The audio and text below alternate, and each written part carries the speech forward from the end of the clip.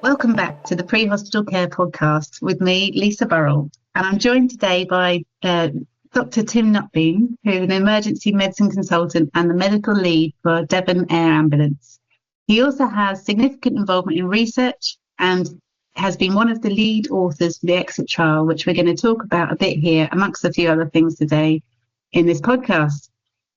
So we're going to be exploring with Tim what we mean when we talk about spinal cord injury, how our care affects outcomes for patients, and where we're at in the evidence to support practice with all the work that Tim has been doing. So welcome to the podcast, Tim. No, thank you for having me. I'm excited to be here. Great. So we're going to take a little bit of a dive into spinal cord injury and what we assess in our patients, what we might find important in our patients, and what we can do for our patients. So shall we just start by what is spinal cord injury? What do we mean when we talk about this? The spine consists of a structure of bones, and between or within that structure of bones is the spinal cord. And when that spinal cord becomes damaged, we often have neurological symptoms. And those can be long-term and have a very significant effect on people's lives. And I think one thing that we need to be really conscious about when we explore some of the harms and balances of the treatments that we deliver, that spinal cord injury is often for life, and it has a massive impact on people's lives.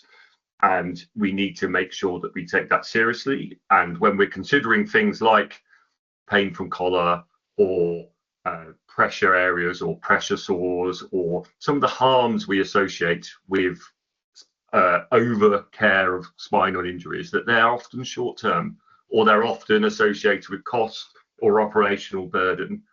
But on the other side, spinal cord injury is for life.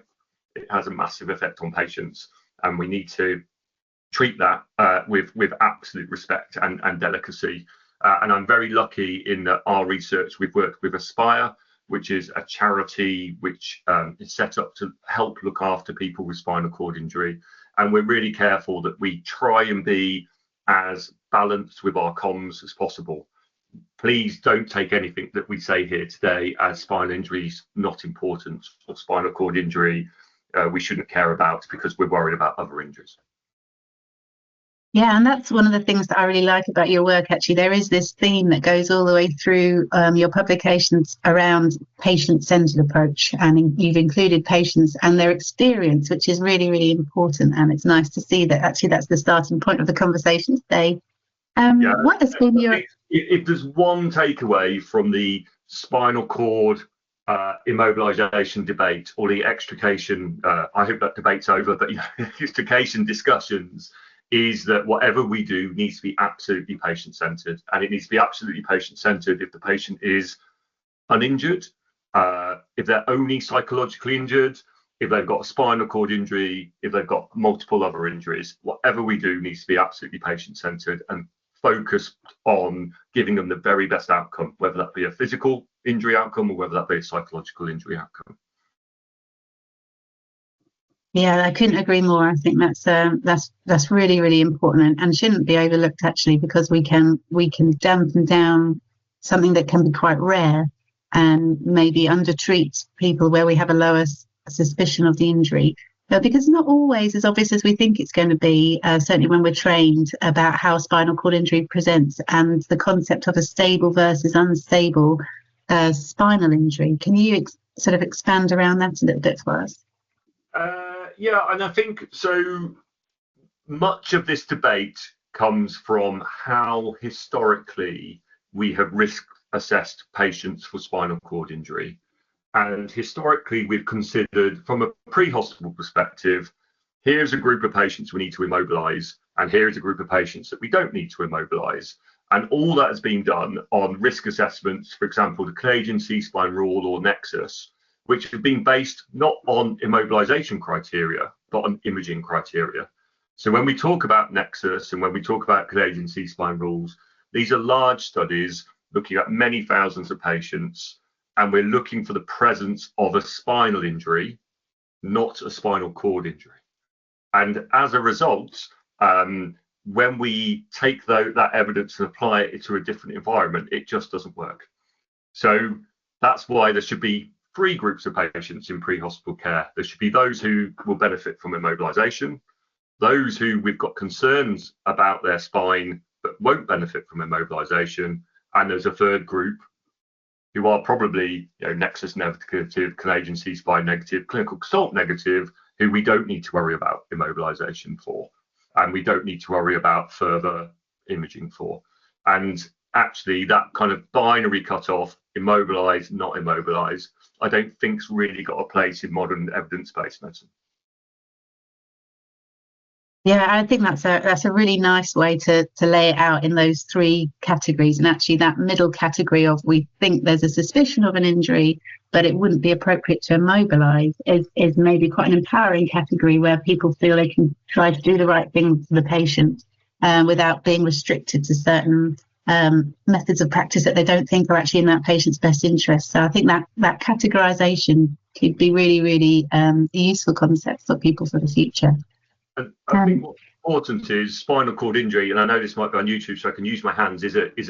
Spinal injury is a big cohort of patients, and within that there is a much smaller cohort of patients who have a spinal cord injury.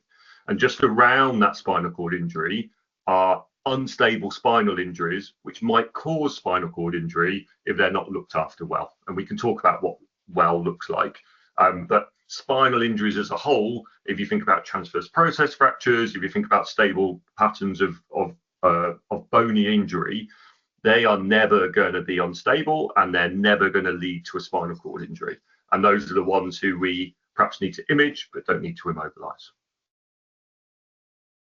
Yeah, and that's the subtle level of thinking that perhaps pre-hospitally we don't think about, because we don't always follow up what's on the scans and what the imaging can teach us to close the loop on some of those things. Sometimes we use quite blunt tools to assess patients and not really got into that subtle detail. So that's really, really useful to hear.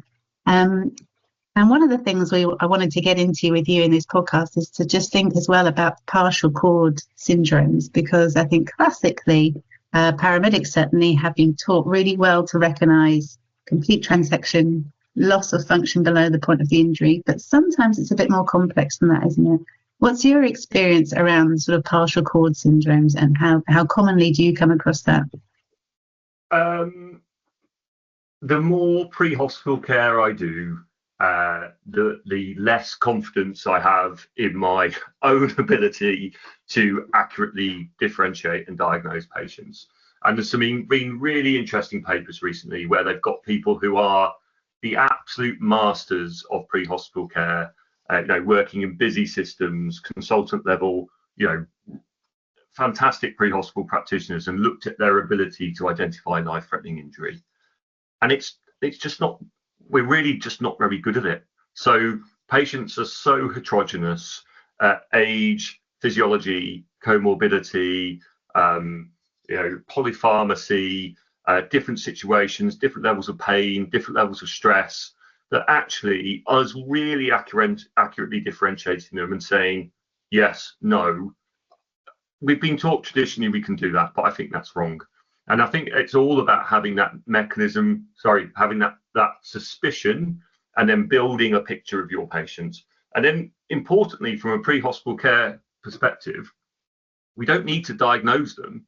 We need to work out what offers this patient the very best patient-centered care. And sometimes that's going to be rapid care, sometimes that's going to be really gentle care, and sometimes that's going to be immobilization, and sometimes it's not. So kind of, even though it's quite scary, I think it's really important that we accept that we're never going to get it right every single time, and we need to do what's really right for our patients. And stuff is hidden. We find stuff later down the line and go, oh my goodness, how did we miss that? Or was that masked by the abdominal pain, or whatever it might be? I think it's also important, people are built differently. The wires cross at different places.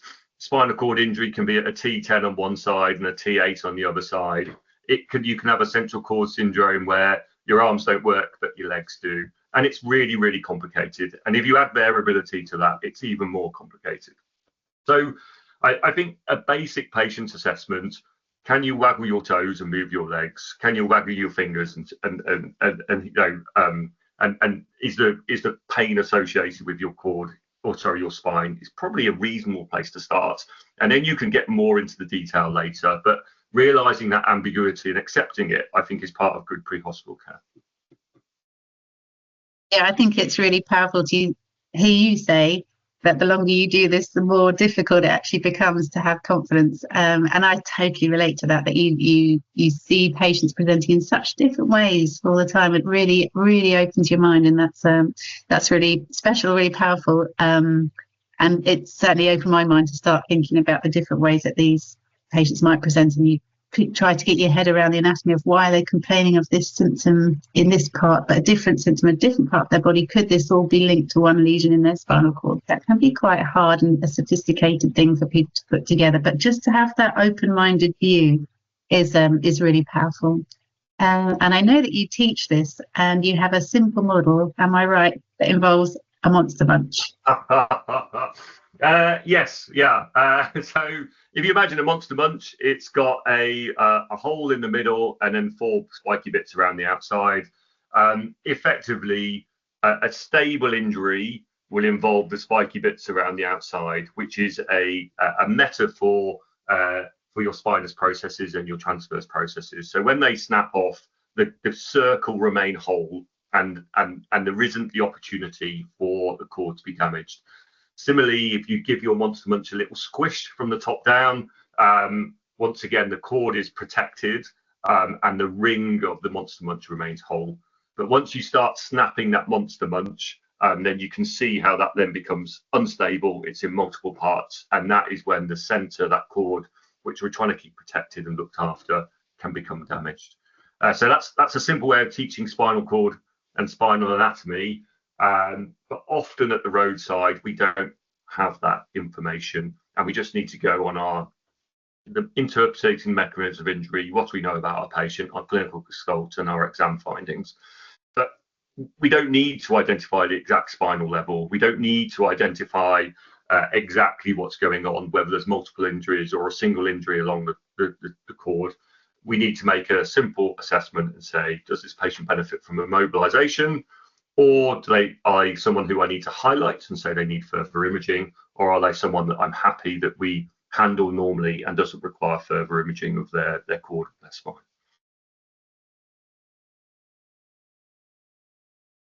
That's great. And we talked a bit at the beginning about how the importance of this injury being permanent and disabling for people. But there is something about how these injuries evolve, isn't there, and progress and maybe improve or worsen.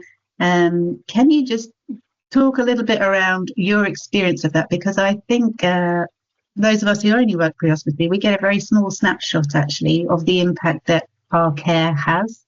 And these are neurological injuries with secondary injury as part of the pathology.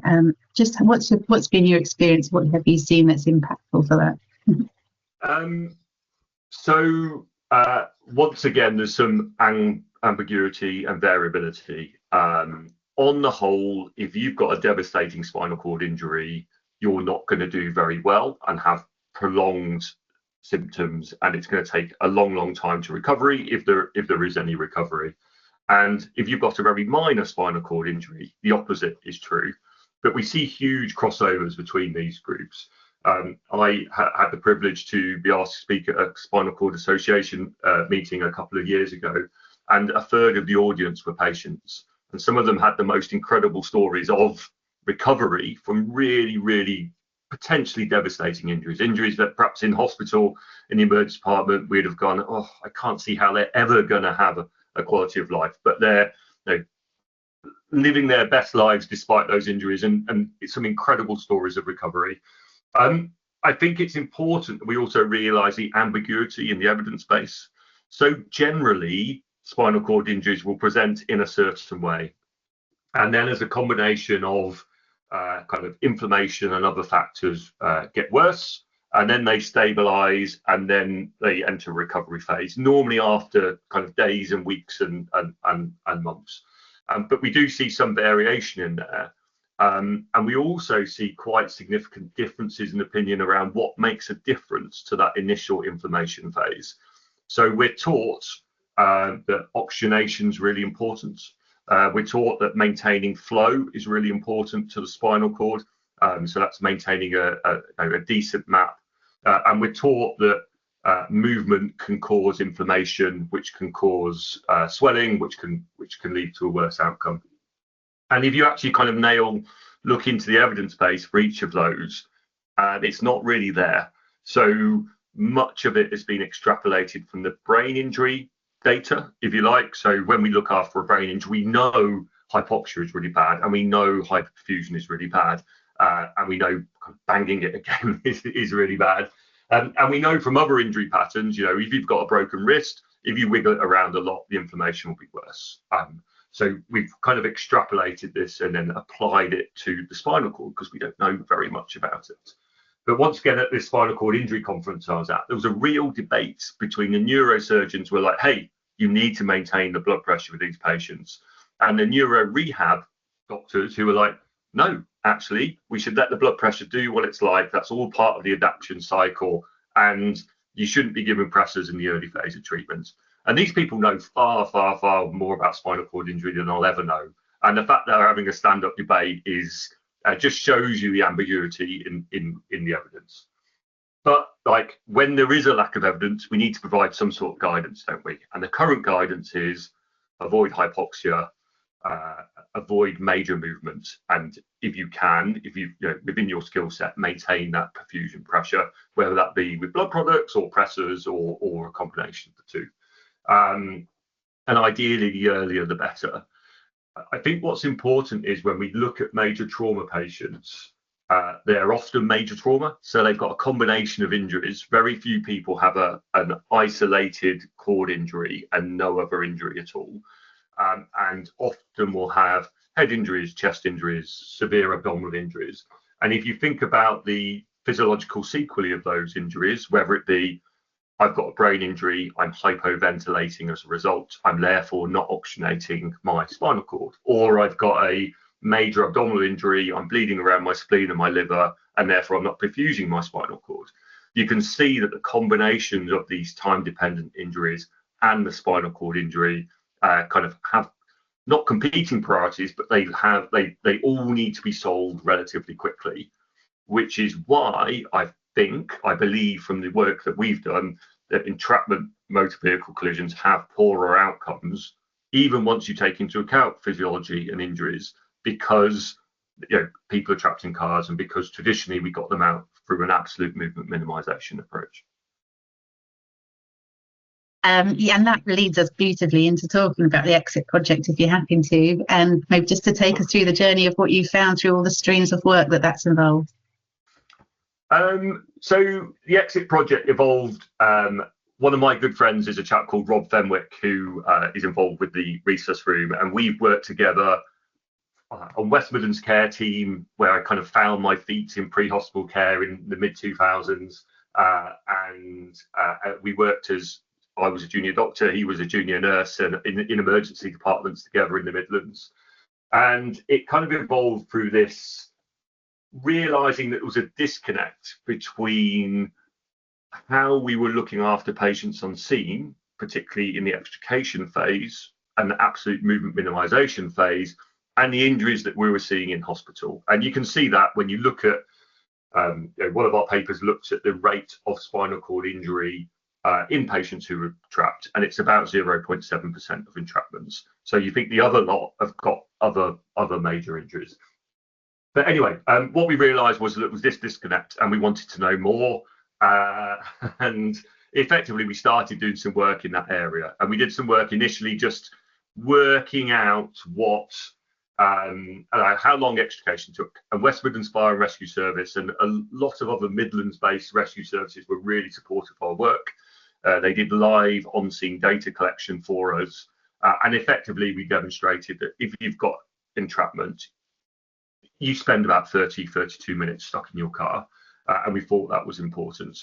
And we also found things like the factors which extend time in the car are when we medics, paramedics, others get involved and do patient assessments and those sorts of things, definitely prolongs entrapment time. So we did that initial work, and then we realised that more needed to be done, and we took an evidence-based approach to that. So we used, literally, I hadn't looked at it since medical school, but it seemed relevant. So there's this lens of EBM which involves what does the scientific evidence say, what do our patients want, and then what's going to be the experts' consensus on to take things forwards. And effectively, we worked with the National Fire Chiefs Council to apply for funding to support the research costs and the publication costs, and a charity called the Road Safety Trust, who are given money by, effectively, when you get caught speeding, when you go on one of those courses where you learn how to to drive safely, the profits from those courses go to this charity, and this charity distributes it to try and improve outcomes for people injured in motor vehicle collisions, or prevent motor vehicle collisions in the first place. So we were lucky to get their funding and their support, and they've been absolutely amazing. And then effectively the Exit project was born. There's 9 papers. They're all open access, but they all kind of gel together to either provide additional scientific evidence. So there's a paper looking at entrapment versus not entrapment and injury patterns. There's a paper looking at males and females and how they have different injury patterns, different entrapment rates. There's a paper looking at the effect of age on entrapment. There's 4, which seems excessive, biomechanical papers, with the key one demonstrating the difference between self-extrication and then 3 other kind of well-accepted extrication techniques. There's our patient and public experience. So we talked to people who had been trapped, and we talked to people who'd been trapped who had a spinal cord injury as well, and learned an awful lot about their experience and how it could be improved. And then that work all went into a Delphi consensus process using clinical and operational experts, and then we came out with some statements. And then we've been working effectively with people like the College of Paramedics and the National Fire Chiefs Council to translate that guidance into operational and clinical guidance. And that's where we are now. Yeah, it's brilliant work. Fascinating actually to read through. And the differences that you found, between injury patterns in men and women, and the significance of the period of time that somebody's trapped for, or the significance of the fact that they're actually trapped and how that relates to their risk of injury. It's answered so many knowledge gaps for us. So it's been such a foundational piece of work, and really given some substance to practice, I think. Maybe we're still in a place where we have to make pragmatic decisions, but at least we've got this data, haven't we, to help us balance and weigh up making pragmatic decisions for patients now, would you say? Yeah, I hope so. And I think we've filled in the gaps the best we could with the resource available and where technology's at and data collection's at. I'm really keen. So bits of work we're working on now is the translation gap. So how do we spread the message? And obviously this is part of this, and give people permission to change their practice. And then we're also trying to look at how it will be effective elsewhere. So we were very lucky that I was asked to present our work to the UN Road Safety Fund, and we're in the early stages of a global health partnership, particularly working in Southern Africa, about how this and other elements of post-collision care translate into different healthcare systems. So it's really incredibly exciting. It's a real privilege to be part of this work. Yeah, it's great. And what do you think are the knowledge gaps that still remain unanswered? What are the biggest questions that are still out there for you?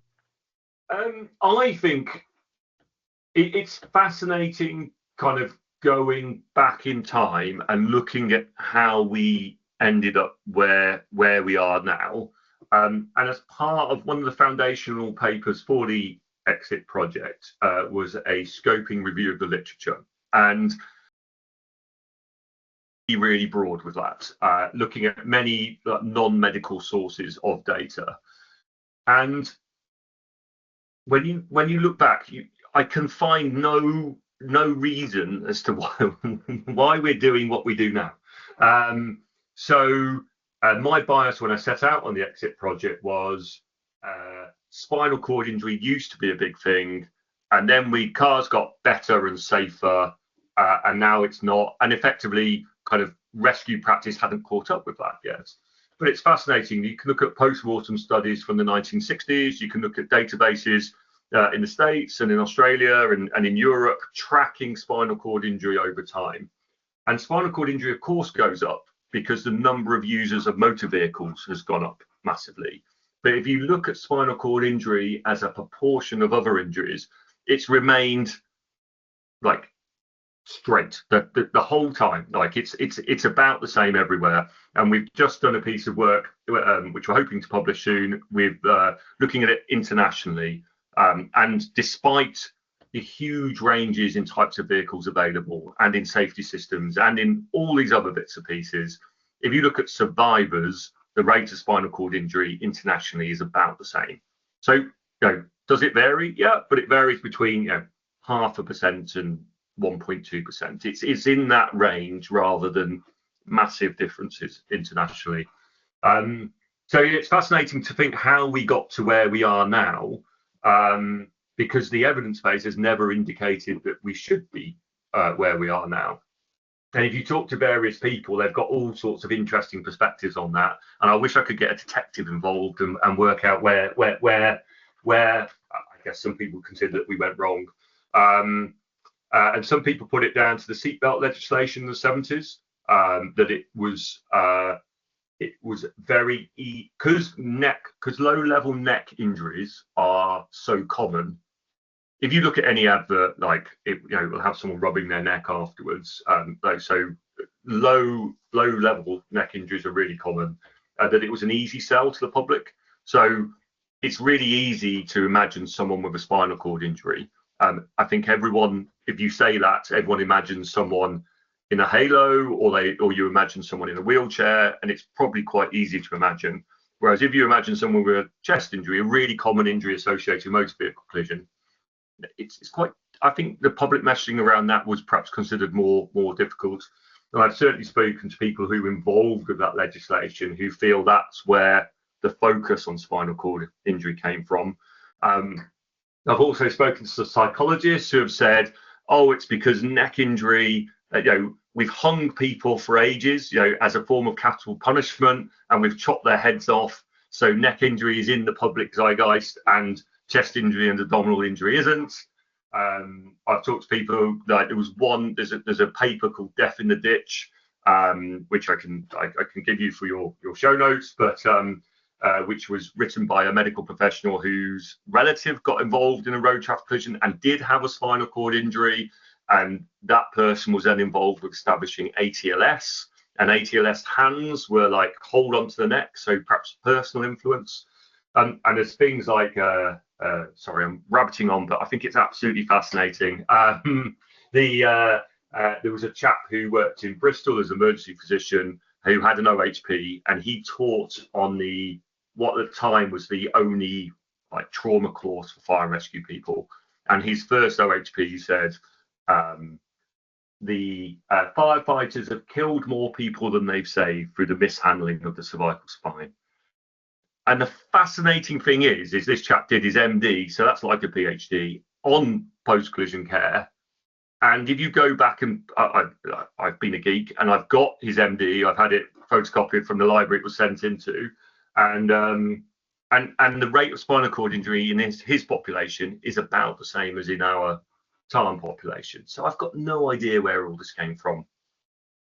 But the interesting thing is, my final conclusion is we need to have an open mind, and we need to accept that we might not get it right, and the exit project might not be right. So we need to revisit it every year, or every time there's a new way of collecting data, or every new data set, and say, hey, is this the very best we can do with our patients?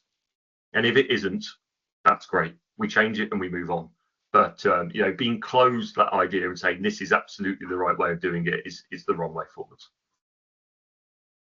Yeah, and it's amazing to bring all of this together, actually, to start to streamline a way of thinking internationally, maybe interdisciplinary, multidisciplinary approaches, trying to bring together this ambiguity of the different mindsets and philosophies that people have brought in their practice, and then there's been maybe some clashes along the way in people being taught and trained and thinking differently, and so it's great to see this piece of work starting to streamline a way of approaching, it is important to bring that sort of sense of communication around what we're doing, I think, a little bit clearer. And I really liked the interim statement that you were involved in publishing in March of this year. The sort of conclusion of that, the theme throughout that is that people have been taught different guidance, and there is still different governing bodies and responsibilities that people have that they're working to. And I really like the concluding bit that says various guidance exists in this area, and as such, practitioners are likely to be supported to make different decisions. And that's always been a problem in the past, but that this should be accepted and handled with respect and kindness. And I think that is extremely powerful, actually, because there's been some intimidation around practice before, and people trying to do the right thing because they're worried about getting in trouble with peers, really, or different disciplines. So it's starting to distill down maybe some of that anxiety around the management, as much as it has moved forward decision making with more clarity. So I think that's brought some really important things. I think we need to be aware of the limitations of the literature as well. So if you look at the exit project, it's about extrication from civilian motor vehicles. It's not about injuries on the rugby pitch. So you can't take the data that we've got around injuries from motor vehicle collisions, that mechanism of injury is completely different from a scrum collapsing, and say, hey, because this lot don't need immobilisation, can be asked to self-extricate, then this rugby player doesn't need immobilisation and can be asked to self-extricate. They're different groups with different injury patterns, and we need to be really cognizant of that. And when I'm talking about the exit project, I'm really clear that around those limitations. So it's about civilians injured in motor vehicle collisions in a higher income country, and we need to get the data, and we need to understand different groups before we can say, hey, we can apply it to all of these other groups as well. Yeah, and while we're talking about those motor vehicle collisions, what's your view on the patient who's got high neurological signs identified in a motor vehicle and extricating that patient? We've talked a bit before about whether these patients should have rapid extrication for care, or whether they should have more gentle and cautious extrication. What's your view around that? So I think the exit project has got two kind of major challenges to our historical approach to extrication. So one of them is we should offer fair, patient-centered care, and understanding the rates of different injuries helps us to do that. The second part of it was the biomechanical analysis, and effectively that demonstrated that that what we're doing just didn't work. So there's two aspects to this. So one is what's right and fair to the patient in front of me. How am I going to interpret their injuries and offer them the very best patient-centered care? And the second is roof-off extrication just doesn't work. It doesn't offer it doesn't work as sold. So we were sold, if you take your time, it will offer more or less movement, more movement minimization, and that's not the case. So if your patient can self-extricate, that will give them about half the spinal movement of someone who needs to come out from a roof-off type extrication, and all the other all the other extrication techniques performed about the same. So the post-rip, roof-off extrication, rapid X, they were all about the same. And we've also, there's work that we've published, but we've also done lots of work around the outside of it, using different movement capture techniques, using different vehicles, working with different crews. We've worked with kind of expert extrication teams. We've worked with people kind of develop their own type of extrication approach. And effectively, none of them are as good as self-extrication. And all of them are about the same. Of course, expert teams can do it quicker. Of course, expert teams can do it with a little bit less movement, but nothing like the movement associated with self-extrication. So if you're in a situation where all extrication techniques which aren't self-extrication perform in a similar way, you've got to differentiate between them in a different way. So biomechanically they're similar. How are they different? And they're different in terms of time. And if we accept that we can't assess our patients thoroughly, and if we accept that there's ambiguity of our clinical findings, then time does become important. And time to intervention, whether it be a decent clinical assessment, whether it be protecting someone's airway, whether it be getting them to hospital, is all important, both from a physical outcome and from a psychological outcome as well. And so actually we should choose the quickest technique. So what we're saying now is choose the most rapid technique that you can apply to this patient. So hopefully that will help give people direction on the way forwards. Yeah, that's really helpful. Thank you for that. And you are actually you're bringing some real clarity, I think, to a very, very difficult area with some very clear thinking around that in a lovely balanced way. What do you think is the future? What updates might be on the horizon? Where do you think we might be going with all of this? So what I really hope is, kind of as I've alluded to before, that we keep a really open mind, so that we keep an eye on the data. We see what happens as different extrication techniques or the exit project principles are adapted. We've already seen a number of roof-off extrications on home office data kind of crash, which is fantastic. That's probably the wrong word to use. They've gone down significantly. So we need to kind of keep we need to keep an eye on the evidence base, keep asking these questions, and work out how we can improve patient care for the best. I'm really interested in, one, how do we translate that effectively? So how do we make paramedics on the road and firefighters on the road feel empowered to make these patient-centered decisions and feel supported in making those patient-centered decisions? And also, I'm really interested in how this work translates into low and middle income countries. So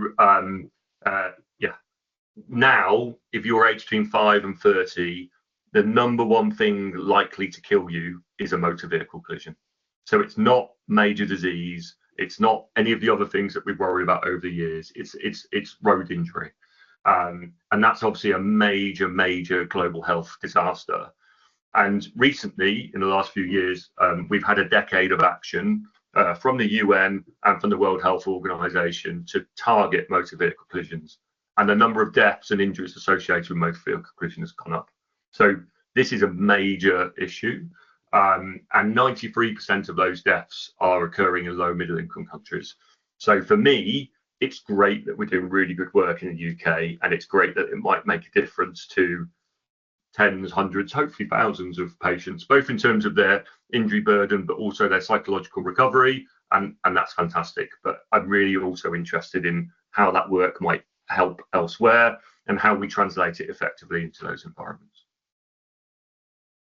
That's brilliant. Actually, that's so inspiring, because we get as far as seeing how things impact our little circle around us and our practice and our patients. And that is the responsibility we have to take some of this evidence out and make change in other communities. That's really inspiring. Thank you for sharing that with us, Tim. And as we just kind of bring this conversation around now, it's probably time to wrap it up.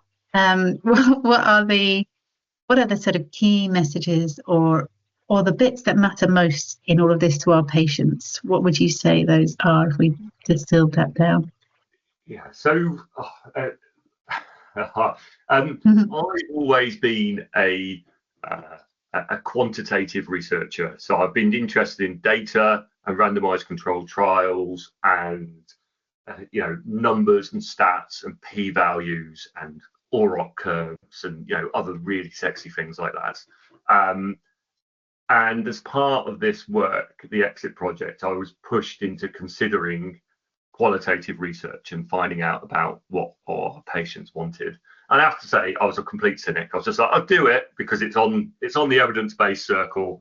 I don't really understand much about it, but we'll do it. And I'm so glad that we did it. And I learned so much. And I've really encouraged people who have that, to one, read the paper, and to consider it in their own ways when they're considering research. I thought our patients would be worried about pain or temperature or noise, and I was just like, you know what, we'll give them some earplugs and we'll give them some strong painkillers and all will be well. But the more time I spend as a pre-hospital clinician, this certainly fits my experience of talking to patients afterwards. And it came across strongly in the paper, is the importance of being kind, using language that people understand, holding a hand. That's what people remember, and it's what's important to them. So remember that, motor vehicle collisions are the second most common cause of trauma. We go to them all the time. Like, you've probably been to some this week, I've been to some last week. It's kind of bog standard for us. For that person, this is the worst day of their lives, and it's going to affect, even if they're uninjured, it's going to affect them significantly from a psychological perspective for ages.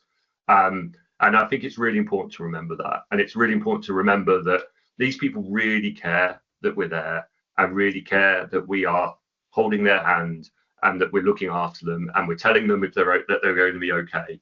And actually, the other stuff we do, actually, they don't care whether they have ketamine or fentanyl. They don't care, which of these things that we worry about so much. They care that they had someone with them soon, and they held their hand and told them what was going on. And that was, that I took that away from that, and I've certainly changed my practice as a result. What a powerful message to leave us on, Tim. And I think that seems like the right place to leave this conversation, actually, because there's been so many really good takeaway messages to come through to us clinically, but to leave it on thinking about the human at the centre of some of these terrible things is just brilliant. And your messages are genuinely so inspiring. The work that you've done, it's been great to talk to you today. It genuinely has. I've absolutely loved the conversation, and some of your tips, some of your insights, some of your wisdom that's come through, because this has been such a huge and long endeavour of work, and where it's taking you, the international perspective, I think, is a real inspiration to many of us. So just thank you so much for taking the time to share with us on the Pre-Hospital Care podcast, and we hope to talk to you again at some point soon. Thank you very much. I guess my one last plea is, I've got three things, I guess. One, always try your best to offer patient-centered care. That's why we're here. The second is to make sure that I express my thanks to the Road Safety Trust, who funded the research aspects and made sure that all those papers are free and open access, which I think was so important. And the third is, please keep an open mind. If the exit stuff isn't working, please let me know so that we can make it the very best that it can be. So reach out, give me that feedback, and I'd be really happy to hear it. Great messages, and we will certainly include with all those links in our show notes. Thank you, Tim, and thank you for your time today.